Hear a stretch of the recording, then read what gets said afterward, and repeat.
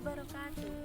Perkenalkan, nama saya Nur Laila, mahasiswi jurusan Ekonomi Syariah, Institut Agama Islam Negeri IAIN Metro. Saya merupakan peserta KPMDR bagian wilayah Lampung Selatan. Baiklah, di sini saya akan menjelaskan mengenai salah satu program kerja saya, yakni zakat pertanian sebagai penguat ekonomi masyarakat di masa pandemi. Saya tinggal di Dusun 1, Desa Rulungsari, Kecamatan Natar, Kabupaten Lampung Selatan, di mana warganya sebagian besar bermata pencaharian sebagai petani, baik itu menanam padi, jagung, sayur-sayuran, maupun buah-buahan. Seseorang yang bertani atau bercocok tanam dan ketika masa panen tiba, hasil panennya telah mencapai ukuran nisab, maka ia telah diwajibkan untuk menunaikan zakatnya, yaitu zakat pertanian tersebut. Di masa pandemi seperti ini, apabila seseorang yang telah memenuhi syarat dan memiliki kewajiban untuk menunaikan zakat pertaniannya, memiliki kesadaran penuh untuk menunaikannya, maka akan sangat membantu sekali bagi mereka yang membutuhkan. Jika semua warga Dusun 1 Rulungsari ini memiliki kesadaran akan kewajibannya dalam berzakat pertanian, maka dapat dipastikan penguatan ekonomi masyarakat dapat terlaksana, terlebih di masa pandemi seperti ini. Demikianlah tadi penjelasan mengenai mengapa saya mengangkat zakat pertanian sebagai program kerja saya. Selanjutnya, mari kita dengar secara seksama penjelasan yang lebih terperinci mengenai zakat pertanian oleh tokoh agama Dusun 1 Rulungsari, Bapak Ustadz Widodo. Assalamualaikum warahmatullahi wabarakatuh. Zakat pertanian merupakan zakat keuangan yang wajib bagi setiap orang muslim yang memiliki hasil panenan berupa biji-bijian atau buah-buahan, meliputi makanan pokok seperti gandum, padi, dan lain sebagainya. Sedangkan buah-buahan meliputi kurma dan anggur. Apabila panenannya sudah mencapai 5 ausuk. 1 ausuk berarti 60 sok. 5 ausuk berarti 300 sok. 1 sok 4 mud berarti 300 kali 4 mud sama dengan 1200 mud. Kalau diasumsikan beras itu 1 soknya itu 2,5 kg, maka nisabnya beras adalah 300 kali 2,5 kg sama dengan 750 kg beras.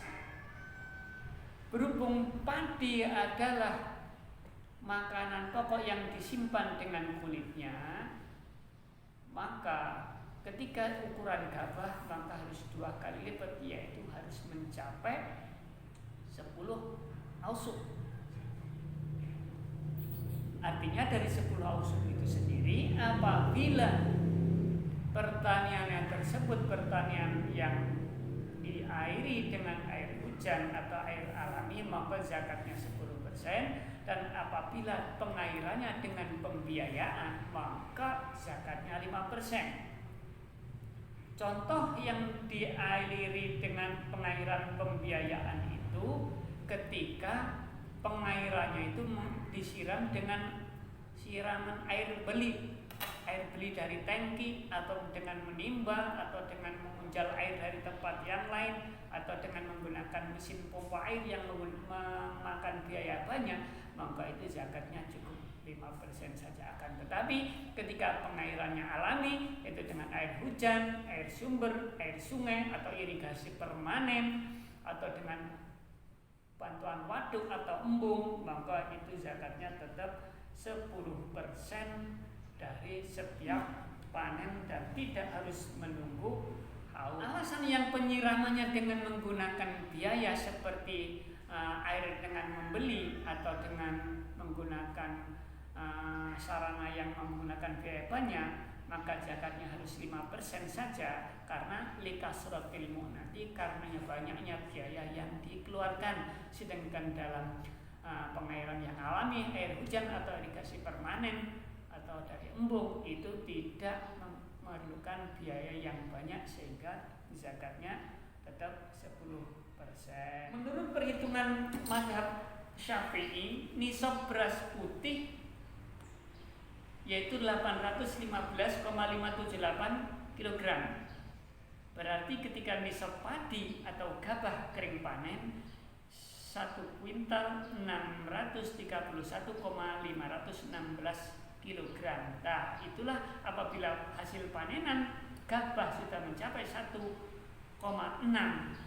ton, maka wajib dizakati, yaitu 10% dari hasil pertanian tersebut. Jadi untuk para petani yang apabila hasil panenannya sudah mencapai 1 nisab, dalam artian ketika hasil gabah kering panen sudah mencapai 1 nisab sekitar yaitu 1.500 kg atau 1,5 ton, maka keluarkanlah 10% dari hasil tersebut sebagai zakat untuk mensucikan dan membersihkan harta tersebut. Cara mengeluarkan zakat, syaratnya pertama harus niat. Niat itu cukup di dalam hati, niat juga cukup pada waktu memisahkan harta tersebut dari harta secara keseluruhan. Dengan memisahkan ini merupakan zakat, maka itu sudah cukup untuk menggantikan niat. Sedangkan membayarkan zakat itu bisa lewat 2 jalan. Pertama, langsung kepada mustahik, ada lewat yaitu amilin atau panitia zakat yang ada. Ketika amilin atau ambil zakat tidak terintidham, tidak terorganisir dengan baik, maka satu-satunya jalan untuk mengeluarkan zakat adalah langsung kepada orang yang berhak menerimanya, yang sesuai dengan kriteria asnaf yang ada di dalam Al-Quran. Innamas shadaqatu lil fuqara wal masakin ila akhirih. Apabila membayarkan zakat langsung kepada mustahik, maka setidaknya untuk mencukupi kalimat jamak yang ada dalam ayat innamas shadaqatu lil fuqara wal masakin dan seterusnya, maka setidaknya muzaki atau yang mengeluarkan zakat memberikan kepada minimal 3 orang dari setiap asnaf yang ada. Dan ketika membayarkan zakat dengan sendiri berarti tidak ada asnaf amilin. Sedangkan apabila amilin yang membagikan, maka amilin berkewajiban untuk meratakan zakat kepada seluruh asnaf yang ada dan kepada satu persatu dari golongan asnaf yang ada ketika harta yang dibagikan mencukupi.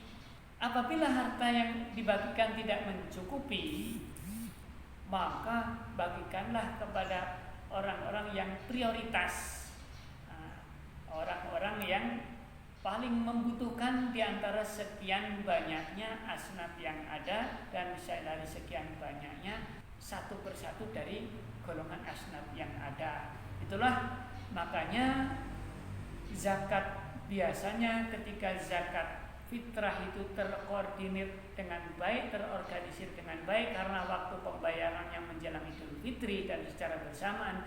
Sedangkan zakat pertanian itu jarang sekali terkoordinir, jarang sekali yang terkoordinasi, artinya amil zakatnya, maka kebanyakan masyarakat dianjurkan untuk langsung saja membayarkan zakat malnya, zakat pertaniannya kepada orang-orang yang berhak menerimanya, di antaranya fakir, miskin, ghorimin, mu'alaf fisabilillah, rikob dan lain sebagainya yang ada di lingkungan. Ketika sebagian asnaf tidak ada, maka cukup memberikan kepada asnaf yang seada saja. Adalah salah satu fatwa membayarkan zakat keluar dari asal mazhab.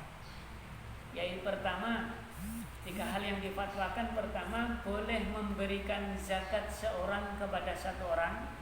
Yang kedua, boleh memberikan zakat kepada 1 asnaf saja, dan boleh mengeluarkan zakat keluar dari tempat orang yang berzakat. Artinya naqlu zakat, memindahkan zakat dari satu tempat ke tempat yang lain.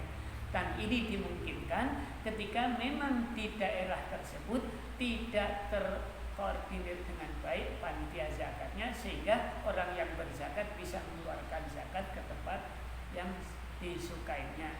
Akan tetapi ketika kita memberikan zakat ke tempat yang lain, sementara di lingkungan sendiri ada orang yang membutuhkan, maka cara saya itu tidak tepat dan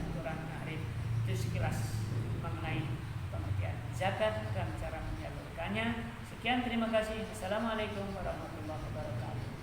Demikianlah tadi penjelasan terperinci dari zakat pertanian. Sekian dari saya dan wassalamualaikum warahmatullahi wabarakatuh.